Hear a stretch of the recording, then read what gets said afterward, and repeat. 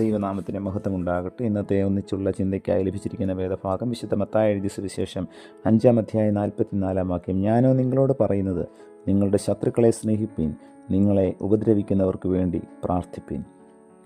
ഓസ്ട്രേലിയയിലെ കുറ്റവാളികളെ പാർപ്പിച്ചിരിക്കുന്ന സ്ഥലത്ത് ചാപ്ലിനായിരുന്നു റവറൻഡ് സാമുവേൽ മാസ്ഡൻ.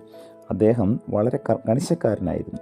ആ കുറ്റവാളികളുടെ തെറ്റുകളെ വളരെ ശക്തിയോടെ അദ്ദേഹം ചൂണ്ടിക്കാട്ടുമായിരുന്നു.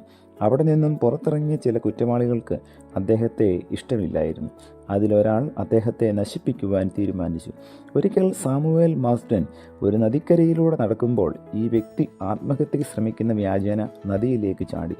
ആരാണ് ചാടിയെന്നറിയാതെ മാസ്ഡൻ ചാടുമ്പോൾ അദ്ദേഹത്തെ മുക്കിക്കൊല്ലുവാനായിരുന്നു അയാളുടെ പദ്ധതി. എന്നാൽ പുറകെ ചാടിയ മാസ്ഡൻ ഈ വ്യക്തിയുമായി വളരെ മൽപ്പിടുത്തത്തിന് ശേഷം രക്ഷപ്പെട്ട് കരയിലെത്തി. കരയിൽ കയറിയ മാസ്ഡൻ അയാളോട് ക്ഷമിക്കുകയും ഈ സംഭവം ആരോടും പറയുകയില്ലെന്ന് അയാൾക്ക് വാക്കുകൊടുക്കുകയും ചെയ്തു.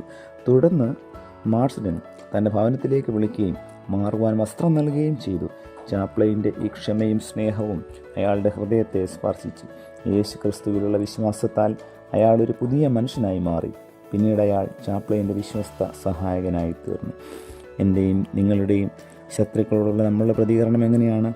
കർത്താവ് നമ്മളോട് ക്ഷമിച്ചതുപോലെ നമ്മുടെ ശത്രുക്കളെ സ്നേഹിക്കുവാനും അവരോട് പൂർണ്ണമായി ക്ഷമിക്കുവാനും ഈ പ്രഭാതത്തിലെ വചന കേൾവി നമ്മെയും സഹായിക്കട്ടെ. പ്രാർത്ഥിക്കുക. പ്രിയ കർത്താവേ, ഞങ്ങൾക്ക് നൽകിയ ക്ഷമയുടെ വചനത്തിനായി, സ്നേഹത്തിൻ്റെ വചനത്തിനായി നന്ദിയോടെ സ്തോത്രം.